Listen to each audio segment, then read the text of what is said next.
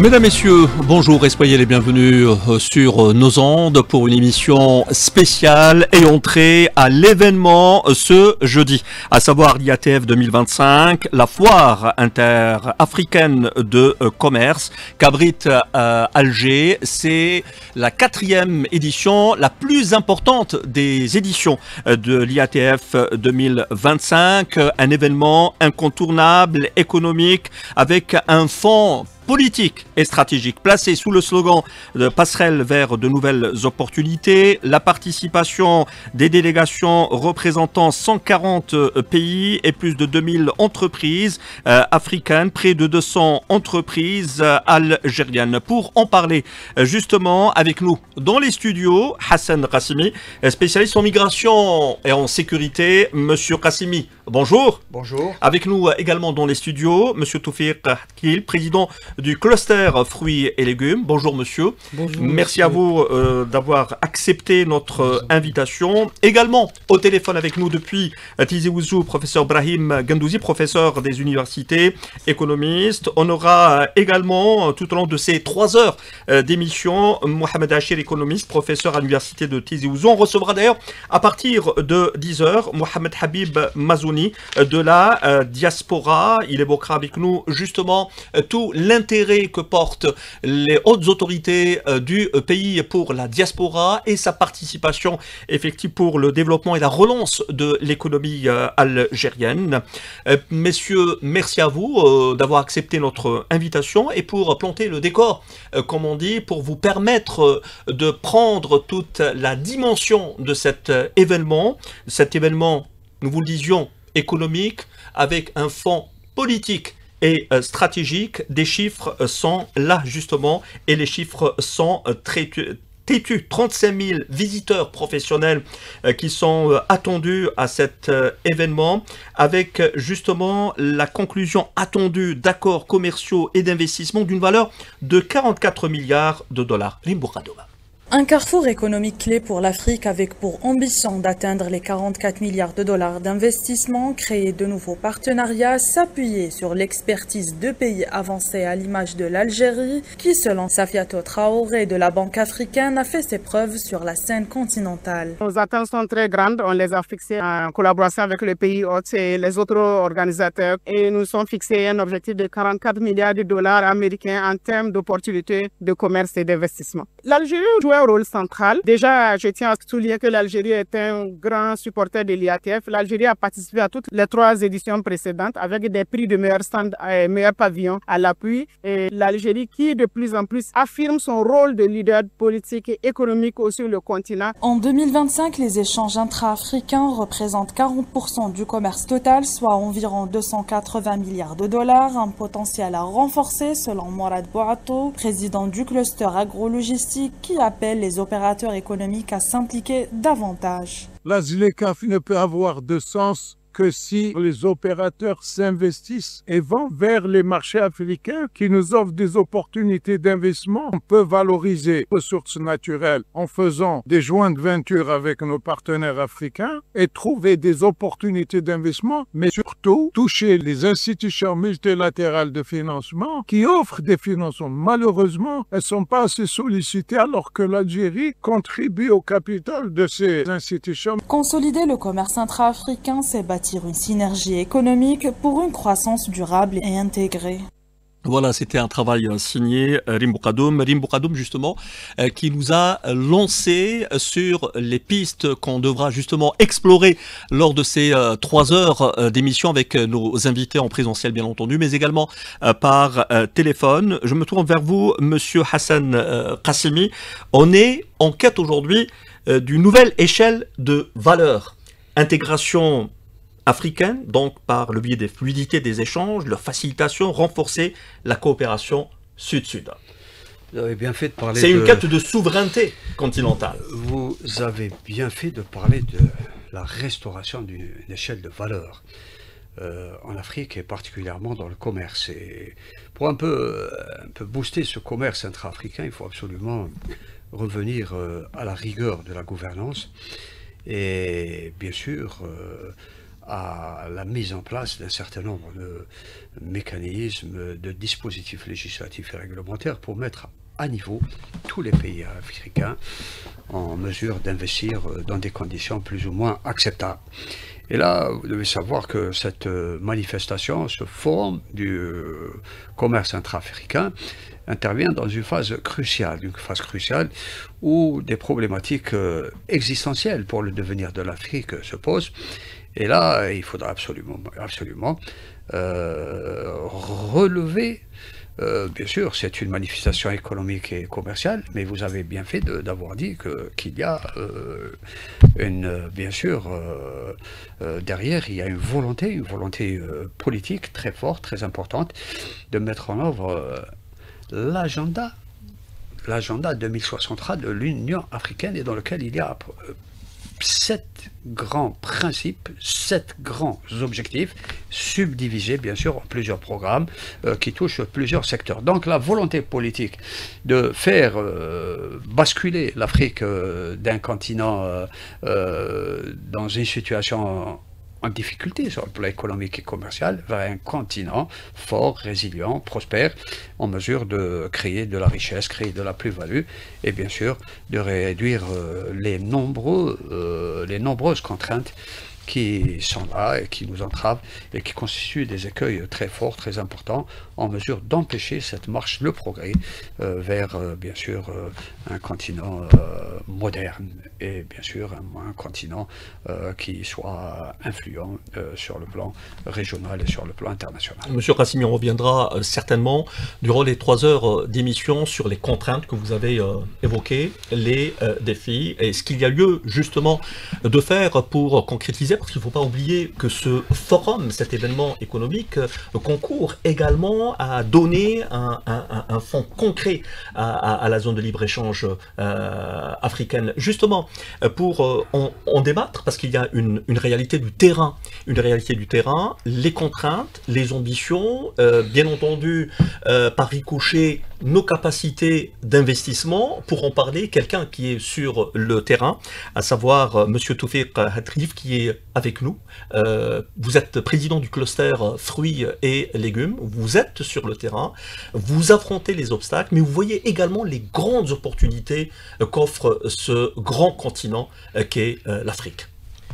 Bonjour, merci pour l'invitation. Concernant le potentiel africain, actuellement on a 1,4 milliard d'habitants et en 2050 il sera de 2,5 milliards d'habitants, ce qui est colossal. C'est le continent le plus jeune avec une moyenne de 19 ans, une croissance de 4 à 6% par an. Pour planter le décor, en fin de compte, je donne ces informations rapidement. La ZLECAf, c'est 55 pays, 1,3 milliard de consommateurs, un PIB de 3400 milliards de dollars, ce qui est totalement impressionnant. Et vous avez certains secteurs clés, à l'image de 60%, en fin de compte, 60% des terres agricoles qui ne sont pas encore utilisées. On a des mines, on a des énergies, à l'image du lithium, de l'uranium, du pétrole, du gaz, du cobalt. Et il y a tout à mettre sur le terrain, c'est-à-dire qu'à l'image du numérique, il va falloir numériser le continent, il va falloir mettre en place des infrastructures routières, routes, autoroutes, logements, ports, aéroports, tout ça, c'est à prendre en considération. Et la consommation de la classe moyenne, elle est très demandeuse de produits. Donc on a aussi des ressources naturelles à l'image du solaire, de l'hydroélectricité, de l'énergie du fossile. Il y a aussi le tourisme à développer. Et tout ça font que l'Afrique est un continent stratégique, non pas pour les Africains, mais pour le reste du monde. Pourquoi? Parce que c'est là où il y a, comme je vous l'ai cité, c'est là où il y a toutes les matières premières, là où les routes sont à faire. Et je vous prends par exemple le cas de certains pays africains qui produisent certes des fruits et légumes, mais qui ont par manque d'infrastructures, par manque de certaines chambres froides, de capacité de transformation. La capacité de transformation, c'est leur gros problème. Et nous, on a la chance d'avoir l'État, en fin de compte, a mis en place cette stratégie-là pour pouvoir transformer les produits agricoles en produits agroalimentaires. Donc, on a on a atteint un niveau de maturité, pour ne pas dire un surplus actuellement. Donc il va falloir trouver des marchés pour pouvoir écouler cette marchandise. Et il faut savoir aussi autre chose, c'est que nos produits n'ont plus à rougir de la concurrence internationale. La preuve, on les trouve sur les grandes surfaces des marchés internationaux, et ceci sur les 5 continents. Donc ils ont passé toutes les normes, c'est-à-dire que toutes les normes phytosanitaires, de tout type de normes, on a réussi à transgresser toutes ces normes-là, à l'image, et il n'y a aucun produit qui a été rejeté pour défaut phytosanitaire. Ça, c'est un exploit, et c'est pas donné à tout le monde. Pourquoi? Parce que nos ingénieurs agronomes font un travail remarquable. Ils ont été formés à l'école algérienne, et ils sont plus royalistes que le roi, si j'ose dire. C'est-à-dire que si vous leur donnez, par exemple, un dossier, une marchandise à expédier en France, ou en Angleterre, ou dans tout autre pays, on va nous demander les caractéristiques de ce pays-là, et ils vont être plus sévères que ce qu'exige le pays. Donc c'est ce qui fait que notre marchandise part mais ne revient pas. Voilà, et c'est apporteur de devises. Vous avez aussi sur le plan logistique, il y a du travail à faire, mais l'État fait son travail. Actuellement, on a la ZLECAf. Il y a la ZLECAf, mais d'un point de vue logistique, je vais en parler après de la ZLECAF. Concernant la transsaharienne, 4950 km d'Alger à Lagos, cette route-là va permettre de rayonner sur tous les pays limitrophes, en fin de compte, qui tournent autour du Nigeria. Et c'est colossal, et ça n'est pas négligeable. Il y a à peu près... Le Nigeria, c'est plus de 250 millions d'habitants, donc c'est pas n'importe quoi, et c'est un mastodonte africain. Et il y a des gens, en fin de compte, pour vous dire, le pouvoir d'achat de certains Nigérians, ils ont un pouvoir d'achat qui est supérieur à celui des pays européens. Donc c'est pour ça que l'Afrique, c'est hyper stratégique. On a des routes maritimes qui sont en train de se faire, qui sont en train de se mettre en place, et nous personnellement on est en train d'axer sur le Nigeria. Pourquoi? Parce que le Nigeria fait partie des Big Five en Afrique, des Big Four. Vous avez l'Algérie, vous avez l'Afrique du Sud, vous avez le Nigeria. C'est l'axe Alger-Lagos-Pretoria. Hein. Alger-Lagos-Pretoria, sans ces pays-là, il n'y a pas d'Afrique, et c'est avec ces pays-là qu'on arrivera à bâtir l'Afrique. Pourquoi? Parce qu'ils ont une capacité financière, politique, logistique, que très peu de pays africains disposent. Et c'est grâce à tout ce rayonnement là de ces pays là qu'on arrivera à bâtir une Afrique qui pourra relever tous les défis qui sont devant nous, et c'est une excellente chose. Voilà, et donc nous on aspire qu'à pouvoir vendre nos produits, mais pouvoir descendre nos produits en Afrique. Il y a certaines conditions à respecter aussi. Tout à fait, d'ailleurs on reviendra tout au long de cette émission sur ces aspects, donc les obstacles, mais également tout ce qui a été réalisé par l'Algérie justement pour aider à cette émancipation, l'aide apportée, l'accompagnement apporté à nos investisseurs et nos exportateurs. Vous avez cité la transsaharienne, mais également il y a d'autres aspects, monsieur Qassimi, à savoir le transrail, comme on dit, Oran, Béchar, Alger, Tamanrasset, et qui nous ouvrira justement d'autres voies vers l'Afrique. Mais avant cela, avec nous, depuis Tizi Ouzou, nous vous lisions le professeur Brahim Gandouzi. Brahim Gandouzi, professeur des universités, économiste. Vous le disiez, monsieur Tawfiq Had Khayel, président du cluster fruits et légumes, vous l'évoquez lors de votre intervention. L'Afrique, c'est l'avenir, non pas pour les habitants du continent uniquement, mais pour le monde entier. L'Afrique, c'est un pays vierge, plein de potentialités, qui n'ont pas encore été exploitées par ses enfants. C'est une précision de taille à apporter dans l'intérêt de ces enfants, une exploitation rationnelle qui concourra et qui jettera les fondements justement de cet essor économique que tout le monde ambitionne, que tout le monde souhaite d'ailleurs. L'Afrique, pour ne pas l'oublier, c'était également, et c'est le berceau de l'humanité. Donc c'est un aspect très important. L'Afrique ne date pas d'aujourd'hui. Son apport à l'histoire humaine est très importante. D'ailleurs, pour évoquer un petit peu cette question, je reviens vers vous, Monsieur Qassimi. L'Algérie a été choisie déjà en 2023 pour l'organisation de cette 4e édition. De grands moyens ont été déployés. C'est un événement qui s'ouvre aujourd'hui. Et on a en ligne justement professeur Brahim Gandouzi. Professeur, bonjour. Bonjour. Je rappelle que vous êtes économiste et professeur des universités. Vous êtes avec nous au téléphone depuis Tizi Ouzou. Vous avez certainement suivi avec nous l'intervention de nos invités présents dans les studios, donc à savoir M. Hassan Qassimi, qui est spécialiste en migration et sécurité, Toufiq Hadkri, le président du centre du cluster fruits et légumes.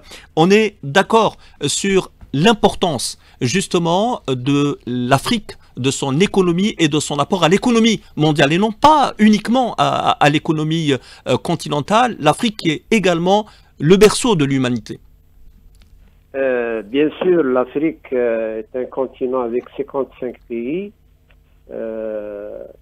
une population jeune, en pleine formation et qualification, d'importantes ressources naturelles et positionnement géographique par rapport au continent européen, asiatique, notamment dans le transport maritime, fait que l'Afrique occupe une place stratégique dans le monde, et par rapport à l'évolution de l'économie mondiale, notamment par la volonté de ses dirigeants de reprendre la main sur le développement économique, le développement durable, et de mettre en valeur l'ensemble des ressources au niveau continental pour une plus grande intégration tout d'abord, pour le bien-être des populations africaines et surtout pour le développement technologique sur le long terme, parce que nous sommes dans le paradigme de la technologie. Et cet aspect est essentiel, notamment lors de cette foire internationale panafricaine. Monsieur, merci à vous, Brahim Gandouzi. Bien sûr, vous restez avec nous au téléphone. Vous avez toute l'attitude à intervenir à n'importe quel moment que vous souhaitez. Nous vous le disions. Il faut aussi un rappel pour vous donner également un autre aspect qui pourra vous permettre de percevoir toute l'importance de cet événement, la qualité des participants. De hauts dirigeants et responsables africains sont arrivés d'ailleurs à Alger. Hier, le chef de l'État accueillait d'ailleurs le président tchadien, Mohamed Idriss Déby, le président mauritanien, Mohamed Oueldachir Al-Ghazawani, le président du conseil présidentiel libyen, Mohamed Younes Al-Menfi, le président tunisien, Kais Saïd, le président sahraoui, Brahim Ghali est également au rendez-vous. Plusieurs ministres et hauts responsables africains ont également rejoint Alger pour prendre part justement à cet événement économique qui ambitionne de générer, nous vous le disions au tout début de cette édition, de cette émission, 44 milliards de dollars et qui devrait déboucher sur la conclusion d'accords commerciaux et d'investissement. Justement, Monsieur Qassimi, l'Algérie a été choisie, pour rappel des gens, en 2023 pour accueillir cette édition, la 4e du genre, la plus importante d'ailleurs. De grands moyens ont été déployés, également d'intenses efforts diplomatiques pour permettre la réussite et le succès de cette 4e édition. Est-ce qu'on peut déjà faire une petite comparaison entre cette édition et les éditions précédentes? Effectivement, l'Algérie il y a eu 4 éditions, 4 forums du commerce intra-africain à partir de 2018 et la dernière en 2025 qui se déroule à Alger actuellement. Donc l'Algérie a été choisie en 2023 sur bien sûr une liste de candidats. L'Algérie n'était pas la seule candidate. Donc sur le volet sélection de l'Algérie, il y a eu bien sûr un panel composé de représentants de l'Union africaine, de l'ASLECAF, bien sûr du Conseil consultatif de l'IATF et bien sûr de la Banque africaine d'import-export qui ont choisi l'Algérie au regard de ses potentialités, bien sûr, qui sont immense sur le plan, comparativement à d'autres pays sur le plan continental.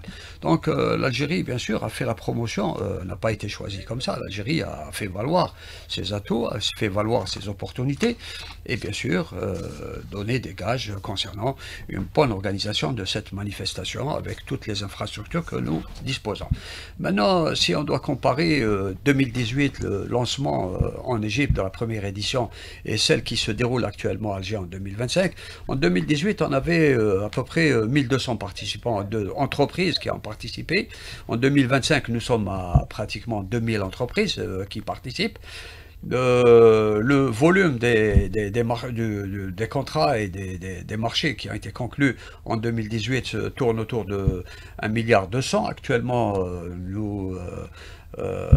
nous sommes plutôt à 32 milliards de dollars, et actuellement les prévisions, nous ambitionnons 44 milliards de dollars. Les prévisions et les évaluations qui ont été faites tournent autour de 44 milliards de dollars. Donc vous voyez à peu près, c'est un forum qui a pris de l'ampleur, qui a pris une grande dimension, et bien sûr qui est en train de donner et de booster le commerce intra-africain à des niveaux très forts, et qui implique pratiquement, vous avez vu, il y a 44 pays africains qui participent à ce forum, et vous avez d'une manière générale 140 pays, avec les pays d'autres continents qui participent également à ce forum. Précision de taille. Bien sûr, elle est importante. Donc vous voyez à peu près que c'est une méga réunion commerciale qui se déroule à Alger, et qui a aussi des ambitions très fortes de vouloir faire de l'Algérie une plateforme régionale continentale, et qui sera bien sûr notre souhait, c'est que cette plateforme continentale ne soit pas triennale et qu'elle soit itinérante à travers tous les pays, mais qu'elle soit permanente en Algérie. Dans le siège de l'IATF, vous devez savoir, et je dois préciser, que l'IATF, le Conseil consultatif du commerce intérieur, son siège est itinérant.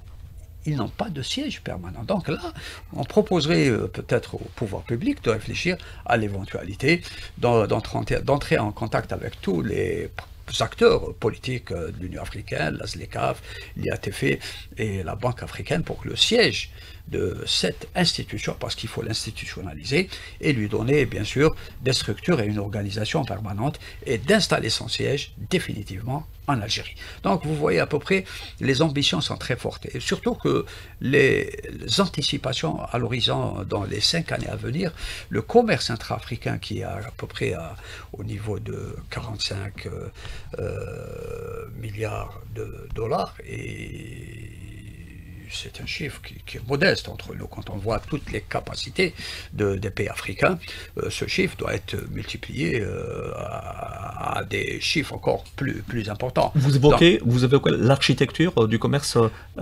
intra-africain? Bien sûr, pour l'architecture intra-africaine. Sur lequel on reviendra un peu plus tard. Pour l'architecture, cette architecture, il faut la construire. Il faut la construire, et là, il faut revenir bien sûr aux normes universelles, mettre à niveau sur le plan organisationnel les pays africains, mettre à niveau sur le plan législatif et douanier les pays africains, et surtout au niveau frontalier. Il faut qu'il y ait des infrastructures au niveau frontalier pour qu'il puisse y avoir. C'est un des chapitres les plus importants justement sur lequel nous devons revenir lors de cette émission. Et là, on va poser un autre problème qui est très très important, c'est le développement des zones frontalières africaines. Il y a un très grand au niveau de l'agenda de l'Union africaine 2063, il y a un très grand programme de développement des zones frontalières. Encore faut-il qu'on puisse stabiliser ces zones, rétablir la sécurité, et aussi rétablir, il y a un point très très important sur lequel nous devons travailler, sur lequel les organisations africaines doivent travailler, c'est le rétablissement de la confiance entre États africains, pour qu'on puisse un peu sortir de cette économie qui est extravertie vers une économie intravertie. Et peut-être tout à l'heure je vous donnerai quelques Justement, chiffres vous parlez des défis politiques, économiques et sécuritaires sur le continent africain. D'ailleurs, il faut rappeler qu'un des principes justement de notre politique étrangère, la politique étrangère de l'Algérie, c'est que l'économique et le sécuritaire, donc par ricochet stabilité politique, vont de pair. Justement, vous le disiez, je reprends vos mots et vos propos, monsieur Qassimi, c'est un méga événement économique avec un fond politique et une portée hautement stratégique. Alger, donc, aujourd'hui, capitale africaine de l'économie, de la diplomatie, IATF 2025, n'est pas qu'un salon. C'est un rendez-vous stratégique où se dessinent d'ailleurs les équilibres économiques et politiques du continent Ibtihal Adona.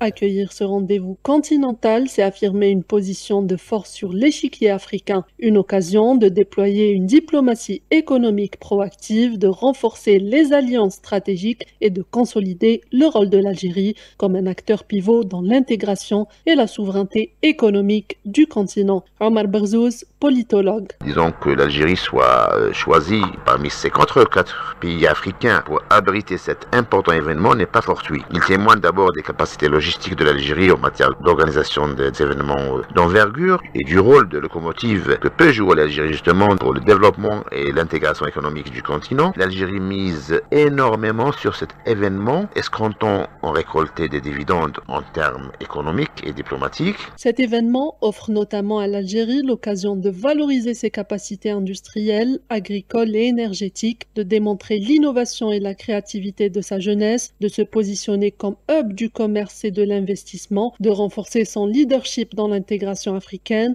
et de consolider sa place parmi les premières économies du continent. Saad Sellami, économiste. L'IATF va donner à l'Algérie une vitrine pour les pays africains qui vont constater, qui vont trouver en Algérie des opportunités d'investissement, une matière première, la production industrielle, beaucoup de possibilités de faire des partenariats avec les entreprises algériennes. C'est un événement dont l'Algérie attend beaucoup de choses sur le plan surtout économique et d'investissement et de partenariat. Cet événement porte un message clair. L'Algérie n'est pas seulement une plateforme d'échange, mais un acteur central dans la construction de l'avenir économique africain. Et voilà, transition en toute fait, justement, c'est Ibtihal Adona qui nous tend la perche justement pour parler de cette architecture du commerce africain. Comment vous la voyez, chiffres à l'appui, Monsieur Qassemi? Vous devez savoir que le commerce intra-africain est faible. Il représente à peu près 15% du commerce total sur le plan continental. Le commerce africain en 2024, il représente à peu près 208 milliards de dollars. Et par contre, le commerce d'une manière globale, intra-africain et extra-africain, représente l'équivalent de 1400 milliards de dollars. Vous voyez à peu près le déséquilibre entre le commerce africain et le commerce. Il faut absolument revenir à rééquilibrer le commerce africain pour qu'il soit repositionné vers le commerce intra-africain, bien sûr. Monsieur Qassemi, Oui. permettez-moi de vous interrompre. Le temps justement d'aller au Centre international des conférences avec l'arrivée du président de la République Abdelmajid Tebboune au CIC. Il est en train d'accueillir les participants à cet événement économique majeur au plan continental. Le président de la République qui reçoit justement les invités, qui salue les invités de l'Algérie, hôte justement de cet événement. Le président de la République est arrivé au Centre international des conférences il y a de cela quelques instants. Il est en train de rejoindre justement la salle des conférences, le président de la République qui est arrivé en compagnie des hôtes de l'Algérie, notamment l'ancien président nigérian Olusegun Obasanjo, qui est président du Conseil consultatif de la foire commerciale intra-africaine. Avec également le président tchadien, notre représentante justement au Conseil de sécurité de l'Union africaine. Le président de la République, nous vous le rappelons, est arrivé il y a de cela quelques instants au niveau du Centre international des conférences. Il présidera l'entame et l'ouverture officielle de cet événement économique majeur, la 4e édition de l'IATF 2025 qu'abrite l'Algérie. Pour rappel, l'Algérie a été choisie en 2023 déjà pour abriter cet événement économique à portée politique et stratégique. Et en ce moment même, nous apercevons le président sahraoui Ibrahim Rali, hôte de l'Algérie également, qui participe à cet événement. Il est arrivé il est arrivé hier à Alger. Il a été reçu par le président de la République, Accolade, et entre les deux présidents, le président de la République et le président sahraoui, avec une photo, bien entendu, prise pour immortaliser cet événement important. Justement, je reviens vers vous, Monsieur Qassimi. De grands moyens ont été déployés avec une diplomatie très intense, activité diplomatique intense pour la réussite de cet événement. Bien sûr, il ne faut pas avoir peur des mots. L'Algérie a mis le paquet à tous les niveaux, sur le plan organisationnel, sur le plan des infrastructures, sur le plan financier, pour pouvoir un peu être choisi, pour un peu en ce moment même, la quatrième... le président, justement, le président du Mozambique, Daniel Francisco Chabo, qui arrive au centre des conférences, reçu également par le président de la République, avec une photo certainement qui sera prise pour immortaliser cet événement économique majeur, la 4e édition de l'IATF qu'abrite l'Algérie. Oui. Vous devez savoir que l'Algérie est en train de donner à cette manifestation une dimension internationale pour un peu promouvoir un peu les opportunités du continent africain, et bien en matière d'investissement d'une manière générale. Et là, vous voyez, l'Algérie accueille des présidents qui sont personnellement venus assister à cette manifestation, et cela ne fait que donner du poids à cette cérémonie, à cette manifestation qui bien sûr doit se dérouler pendant une semaine, avec bien sûr des possibilités d'investissement, des possibilités de relations, des possibilités de mettre en contact les investisseurs, les vendeurs, les acheteurs, pour pouvoir un peu réaliser, pourquoi pas. Le président qui continue d'ailleurs à recevoir justement les hôtes de l'Algérie participant à l'IATF 2025. Effectivement, le président de la République, Abdelmajid Tebboune, a tenu... Et en ce moment même, c'est le président tunisien, Saïd Reyes, qui est arrivé justement au palais international, au centre international des conférences. Il va être reçu dans quelques instants par le président de la République, Abdelmajid Tebboune. Arrivé donc du président tunisien, Kais Saïd.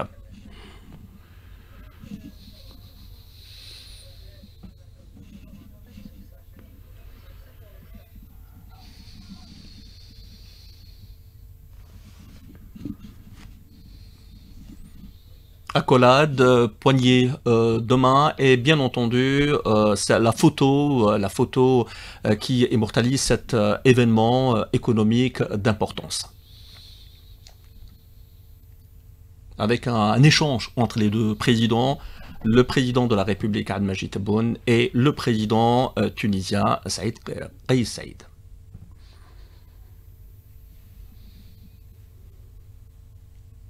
Rappelons que le président de la République est arrivé il y a de cela quelques instants au palais, au centre international des conférences, pour présider l'ouverture officielle de la 4e édition de l'IATF, la foire interafricaine de commerce, la 4e édition, et c'est l'édition la plus importante et qu'abrite Alger à partir d'aujourd'hui. Les délégations continuent d'arriver au CIC. Les hôtes de l'Algérie participant à l'IATF 2025, toujours reçus par le président de la République à leur arrivée au CIC. Rappelons que c'est un événement majeur qu'abrite l'Algérie, avec des ambitions énormes, jeter les bases justement d'une coopération interafricaine, commerciale, d'investissement, et qui jettera également les fondements de cette coopération, de cette solidarité économique, politique africaine, avec une portée stratégique. C'est d'ailleurs l'ambition de l'Algérie. Le président de la République qui continue donc de recevoir les hôtes de l'Algérie, conviés justement à participer à cet événement économique majeur, les délégations qui continuent d'arriver au CIC, le Centre international des conférences. Rappelons que l'ambition est grande. On attend à ce qu'il y ait des accords d'une valeur de 44 milliards de dollars à la fin de cette 4e édition. Les hôtes de l'Algérie qui continuent justement à regagner le centre international des conférences pour prendre part à l'ouverture officielle de l'IATF 2025 et que présidera le président de la République. Photo justement pour immortaliser cet événement. Le président de la République, Abdelmajid Tebboune, qui a, je vous le rappelle, suivi de très près toutes les préparatifs concernant cette édition. Arrivé Mohamed Younes Al-Menfi, le Libyen Mohamed Al-Menfi, hôte de l'Algérie.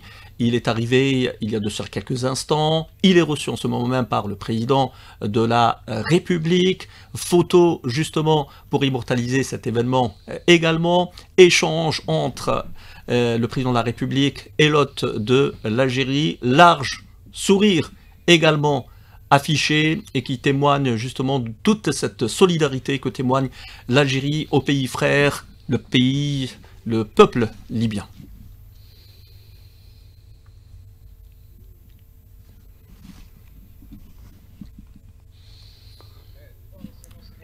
Le président de la République qui continue justement de recevoir les hôtes de l'Algérie avec des cortèges qui continuent justement d'affluer et d'arriver au Centre international des conférences Abdelatif Rahal en prévision justement de l'ouverture officielle de l'IATF 2025. Nous rappelons que le président de la République a déjà reçu le président tunisien, le président mozambicain. Il a également reçu Olusegun Obasanjo, l'ancien président nigérian qui est le président du conseil consultatif de la foire commerciale intra-africaine, les hôtes de l'Algérie qui continue d'affluer, d'arriver au Centre international des conférences, dont c'est qui abrite à partir d'aujourd'hui la 4e édition de l'IATF, l'édition IATF 2025, une édition d'importance. Nous vous disions plus de 140 pays qui prennent part, non pas seulement des pays africains, mais des pays hors du continent africain. Et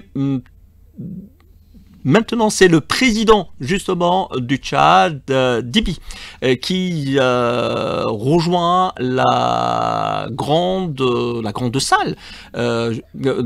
Mohamed Idriss Déby, reçu par le président de la République, accolade, justement, large sourire affiché. Dans quelques instants, bien entendu, la photo qui immortalisera justement cet événement économique d'importance. Nous vous le disons, c'est un événement économique, oui, mais c'est un événement qui a une grande portée politique, une portée stratégique. C'est l'ambition justement des autorités algériennes.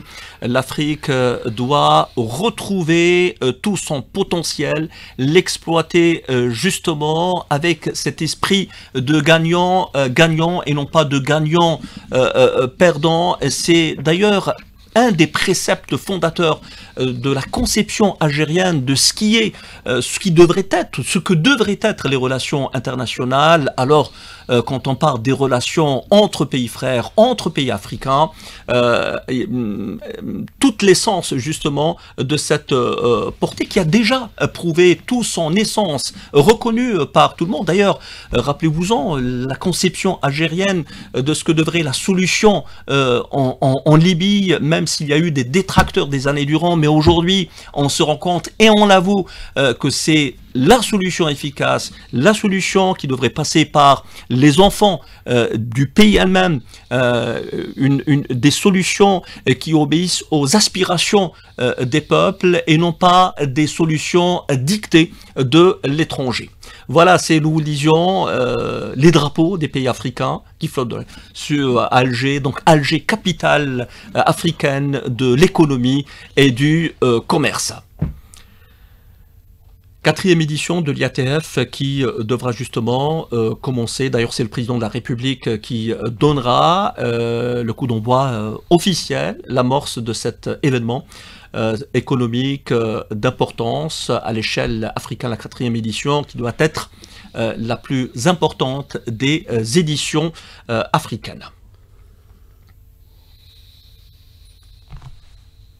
Nous vous disions donc les délégations, les hôtes de l'Algérie conviés à prendre part à cet événement commercial et économique continue justement d'arriver au centre international des conférences Abdelatif Rahal. Ils sont reçus justement, ils sont reçus par le président de la République lui-même.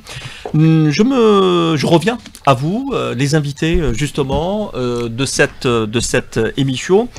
Tout à l'heure, Hassan Qassimi plantait un petit peu le décor, parlait des opportunités qu'offre le continent africain. Vous-même, Monsieur Toufiq Had Khaïl, vous avez évoqué lors de votre première intervention.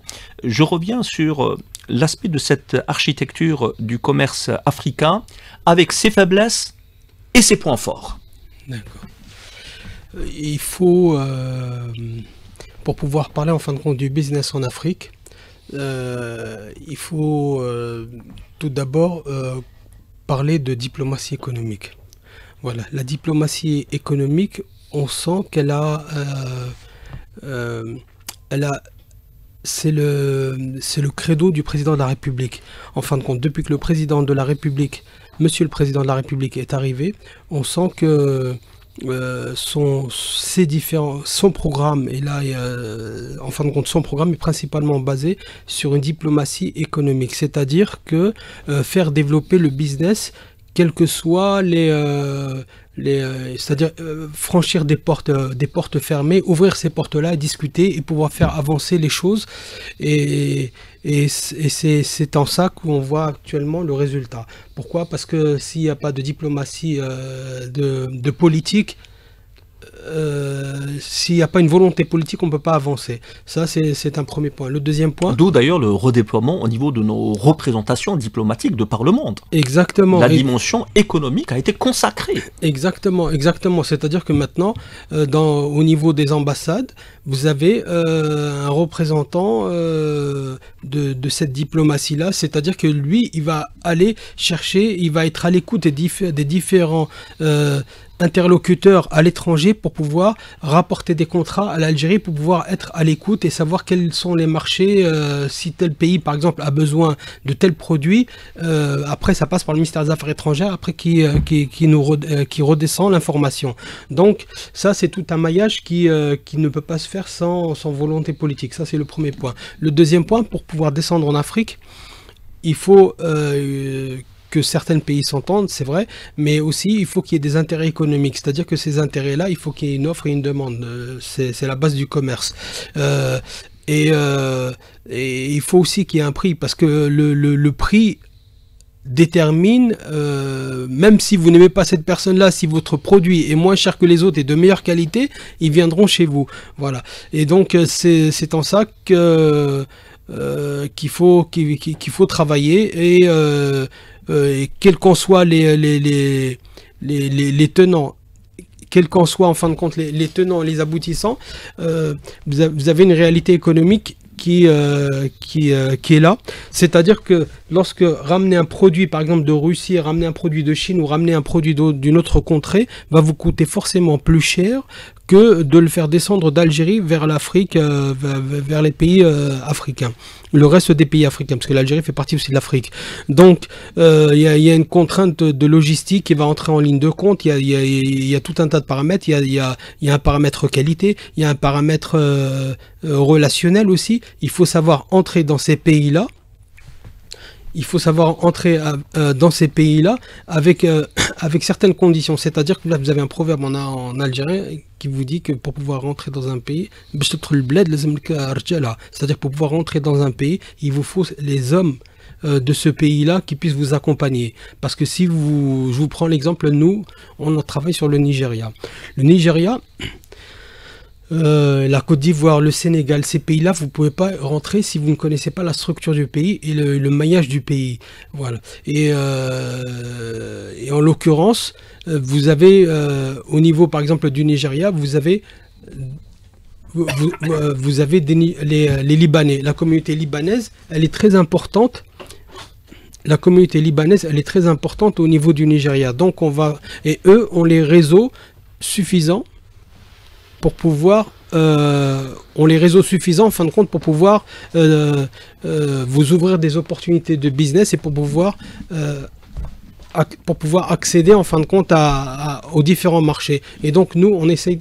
Monsieur Khail, permettez-moi de vous interrompre pour annoncer justement l'arrivée en ce moment même du président mauritanien au Centre international des conférences. Dans quelques instants, il sera reçu par le président de la République. Donc, rencontre Razouani, Abdelmajid Tebboune, accolade et bien entendu de larges sourires avec la photo, justement, la photo qui immortalisera bien entendu cet événement économique et commercial majeur.